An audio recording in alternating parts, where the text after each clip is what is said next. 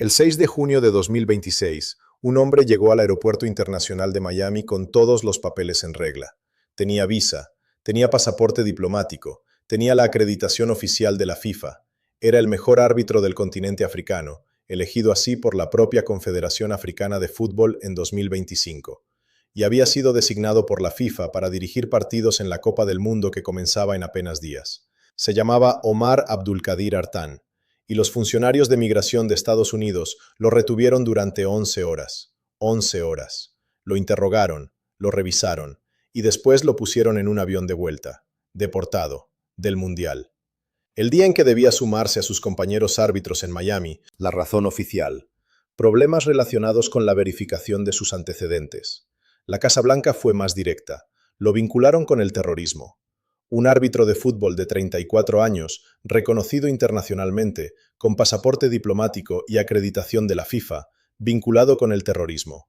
Y cuando el mundo esperaba que la FIFA golpeara la mesa, que exigiera explicaciones, que defendiera a uno de los suyos, Gianni Infantino salió ante los micrófonos y le pidió a la gente que se calmara y se relajara.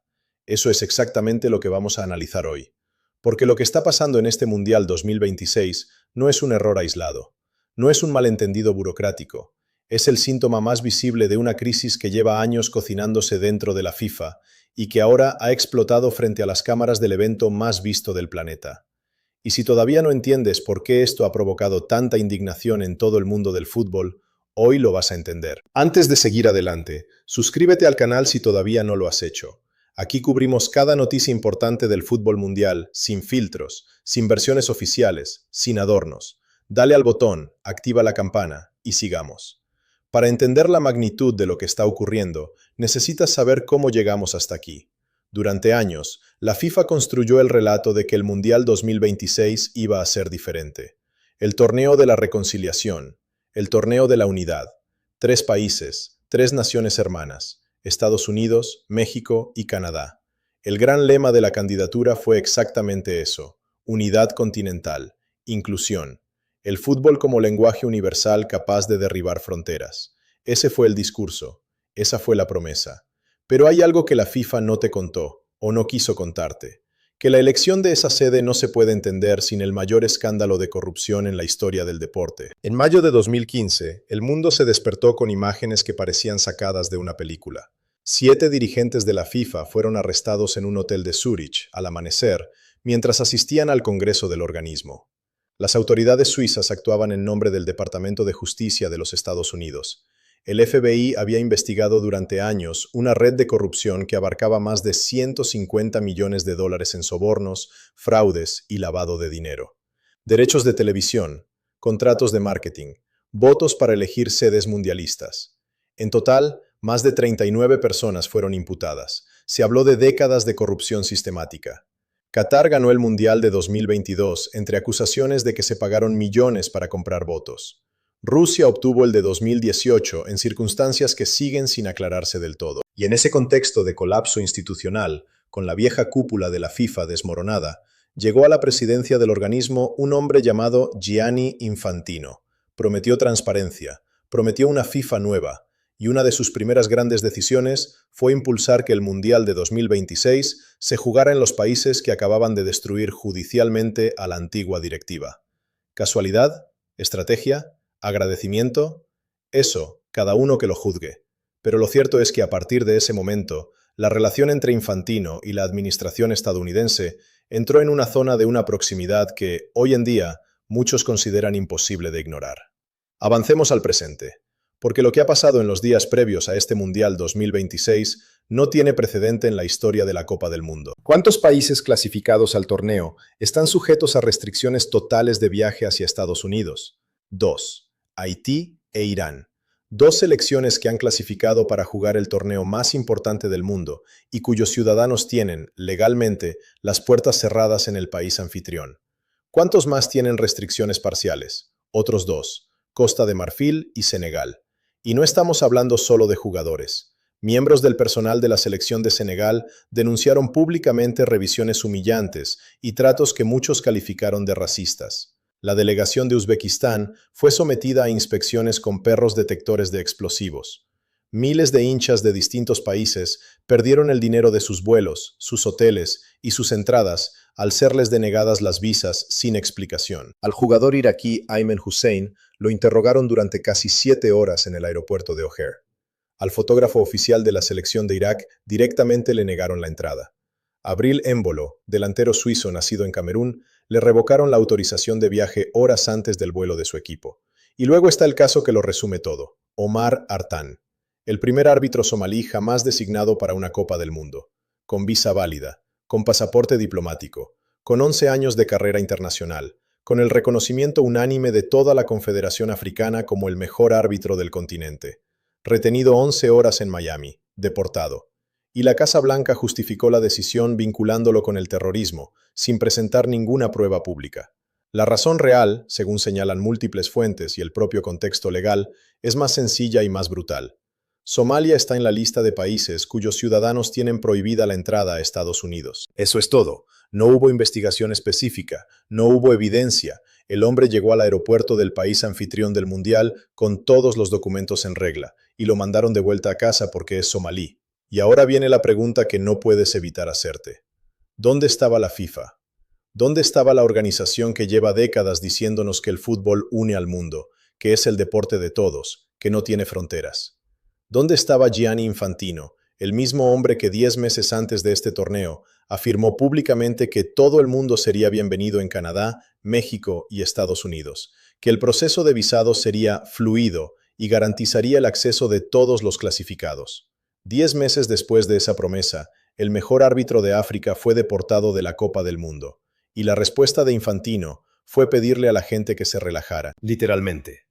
En rueda de prensa, con la prensa internacional enfrente, con el caso Artan en todos los titulares del mundo, el presidente de la FIFA dijo: «Siempre intentamos encontrar soluciones, pero no somos los reyes del mundo que pueden gobernar sobre gobiernos y fuerzas policiales. Somos una organización deportiva que hace todo lo posible». ¿Una organización deportiva que hace todo lo posible? La FIFA tiene ingresos superiores a los 2.000 millones de dólares. La FIFA eligió a Estados Unidos como sede conociendo perfectamente las políticas migratorias de la administración Trump. La FIFA cobró millones a sus patrocinadores con la promesa de un torneo universal e inclusivo. La FIFA abrió una oficina en la Torre Trump de Nueva York. La FIFA le entregó a Donald Trump el primer premio FIFA de la paz de la historia, en la ceremonia del sorteo del torneo. Y ahora la FIFA dice que no puede hacer nada ante los visados. Esa no es una organización que hace todo lo posible. Esa es una organización que eligió no hacer nada porque sus intereses económicos y políticos están perfectamente alineados con los del gobierno que acaba de deportar a su árbitro. Aquí es donde la indignación se vuelve algo más profundo, algo más incómodo, porque esto no es solo la historia de Omar Artan, es la historia de lo que el fútbol se está convirtiendo. Durante décadas, la FIFA nos vendió la imagen del fútbol como patrimonio de la humanidad, el juego de los pobres, de los que no tienen nada, del chico que juega descalzo en una calle de Lagos o de Mogadiscio y que un día llega a lo más alto. Ese fue el mito fundacional, esa fue la razón por la que este deporte conquistó cada rincón del planeta. Pero el fútbol que se practica en la sala de juntas de la FIFA no tiene nada que ver con ese mito. Sepp Blatter y sus hombres construyeron un sistema de corrupción que tardó décadas en derrumbarse.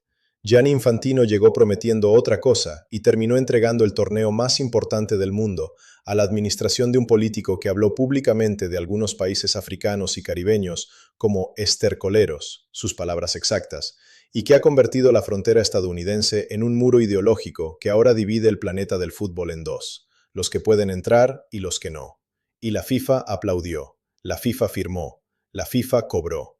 En septiembre de 2025, el mismo Infantino fue nombrado ciudadano honorario de Reggio Calabria, la ciudad italiana considerada unánimemente como la más dominada por la mafia organizada en todo el país. El alcalde que le entregó ese reconocimiento está él mismo bajo investigación por vínculos con el crimen organizado. Eso no es una acusación de corrupción, es un dato público, pero es el tipo de dato que, cuando se junta con todo lo demás, dibuja un retrato muy claro de en qué manos está el fútbol mundial. ¿Y qué pasa con el espectáculo? Con la Copa del Mundo en sí. El torneo comenzó, los estadios están llenos, los goles caen, el negocio funciona, porque el negocio siempre funciona. Pero hay algo que no funciona. Hay algo roto en la esencia de este torneo que va más allá del resultado de cualquier partido. ¿Sabes qué pasó con Omar Artan después de ser deportado? regresó a Somalia, y su país lo recibió como a un héroe, porque eso es exactamente lo que es, un hombre que llegó a donde llegó por mérito propio, que fue elegido por la FIFA para el evento más grande del mundo, y al que le arrebataron esa oportunidad por el país en el que nació.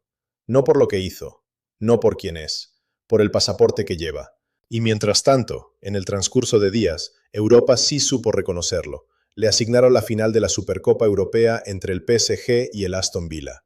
El fútbol europeo le dio lo que el fútbol mundial le negó. Eso debería decirnos algo. Sobre quiénes protegen el fútbol de verdad y sobre quiénes lo entregan al mejor postor. El cuadro completo es este. Una organización que nació para gestionar un deporte, la FIFA, lleva décadas funcionando con las reglas de un cartel financiero. Cuando ese cartel fue desmantelado parcialmente por la justicia estadounidense en 2015, el nuevo presidente de la FIFA utilizó el agradecimiento político para entregar el torneo más importante del mundo al mismo país que lo investigó.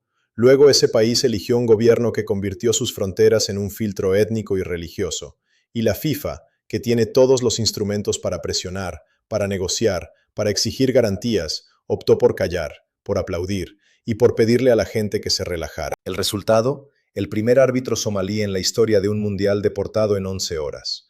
Selecciones nacionales con dificultades para entrar al país. Fotógrafos deportivos sin visa.